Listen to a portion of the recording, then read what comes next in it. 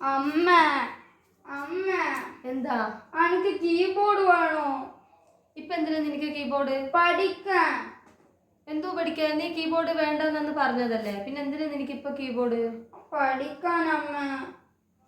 Keyboard പഠിക്കുവോ നീ വാങ്ങിച്ചാല്? ആ പഠിക്കും അമ്മ. വെറുതെ പറയരുത്. മുന്നേ ഒരിക്കൽ വാങ്ങിച്ചു.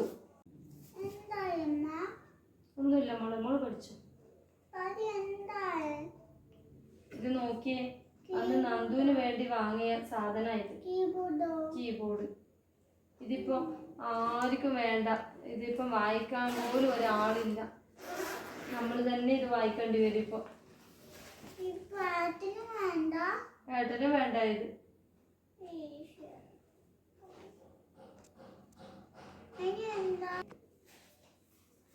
അമ്മ ചായക്കെന്താ കടി അമ്മ?